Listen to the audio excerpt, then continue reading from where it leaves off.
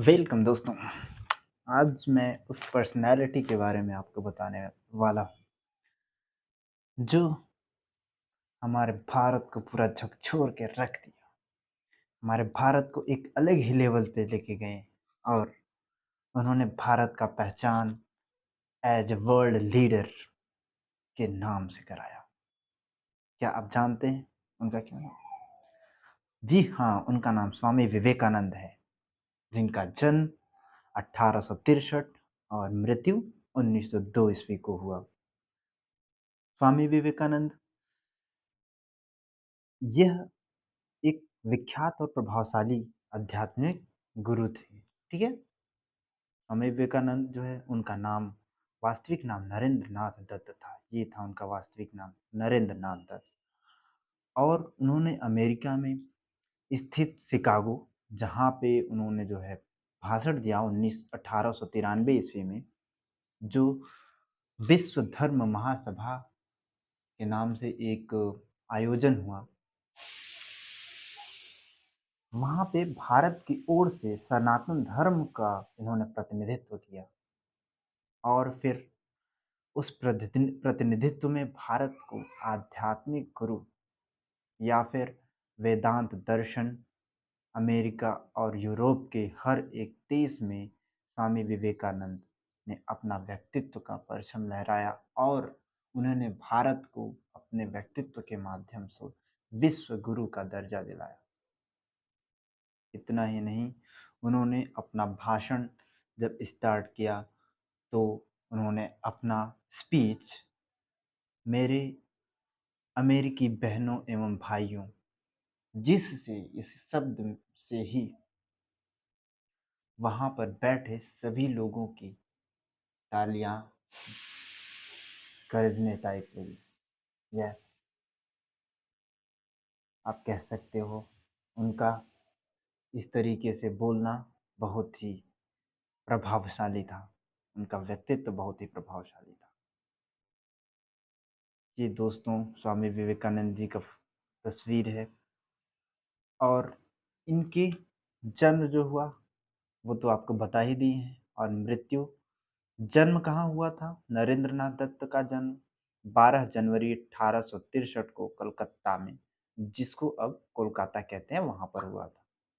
और मृत्यु 4 जुलाई 1902 ईस्वी में 39 साल की उम्र में बेलूर मठ, बंगाल रियासत में हुआ था, और जो कि ब्रिटिश राज में था, पश्चिम बंगाल में था। ठीक है? गुरु इनके रामकृष्ण परमहंस थे और साहित्यकार राजयोग। इन्होंने जो पुस्तक लिखा है उस पुस्तक का नाम था राजयोग।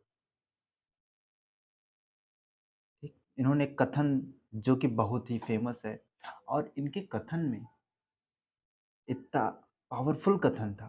उन्होंने ऐसा कहा जैसे, उठो जागो और तब तक नहीं रुको जब तक लक्ष्य प्राप्त न हो। इस कथन में ही एक ऐसा,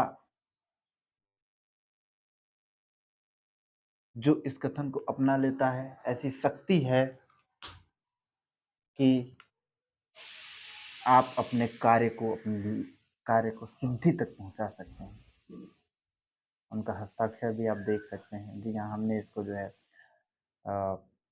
विकिपीडिया से लिया है, और यहाँ पे देख सकते हैं आप, सारे उनके उनसे रिलेटेड सारी चीज़ें हैं। इनका आधुनिक वेदांत राजयोग था। अच्छा, इनका और महत्वपूर्ण कहानियों में से मैं आपको एक महत्वपूर्ण कहानी बताता हूँ। जब वे अमेरिका में थे तब की बात है कि वे एक बार ऐसे ही टहल रहे थे और अमेरिका में ही थे। जब वे टहल रहे थे, एक बंदर ने उसका पीछा किया, उनका पीछा किया, स्वामी विवेकानंद जी का पीछा किया, और वे भागने लगे। जब भागने लगे तो परेशान हो गए वो, दौड़ते दौड़ते दौड़ते दौड़ते बहुत दूर तक गए। फिर किसी ने आवाज़ लगाई या कि रुको और सामना करो। उनके मन ने उनसे खुद से कहा कि हम परेशानी से कब तक भागते रहेंगे, हमको रुक कर का सामना करना चाहिए, क्योंकि सामना करना तो पड़ेगा ही कभी न कभी। तो उन्होंने रुक के वहाँ पे उस बंदर की ओर अपनी आँखें निगाहें टिकाईं और बंदर रुक गया, खड़ा हो गया और काफ़ी देर तक वह ऐसे खड़े ही रहे, फिर उसके बाद बंदर भी भाग गया वहाँ से। तो आप समझ सकते हैं कि परेशानियों का उन्होंने यहाँ से इस बात का शिक्षा मिलता है, हमें इस बात से शिक्षा मिलती है, कि हमें परेशानियों से डरना नहीं बल्कि हमें लड़ना चाहिए, जिससे हम अपने जीवन के किसी भी परेशानी से अगर डर के भागते रहेंगे तो भागते ही रहेंगे, अगर लड़ के एक बार विजेता बन गए तो हम सदैव के लिए विजेता ही रहेंगे। आप समझ सकते हैं।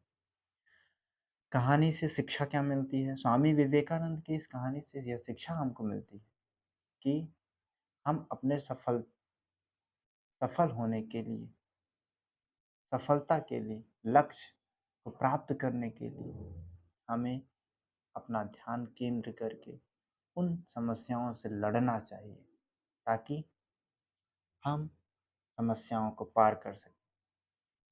और इनके व्यक्तित्व में बहुत ही महत्वपूर्ण है नारी का सम्मान।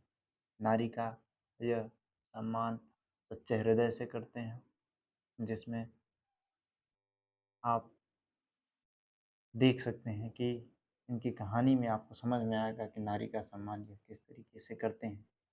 जैसे कि एक बात की बात है कि एक विदेशी महिला इनसे बहुत ही ज़्यादा प्रभावित होती है और इनसे शादी के लिए कहती है, ठीक? और ये शादी के लिए, सॉरी, शादी के लिए नहीं, बचपन से अत्यंत कुशाग्र बुद्धि के थे ये, ठीक है? और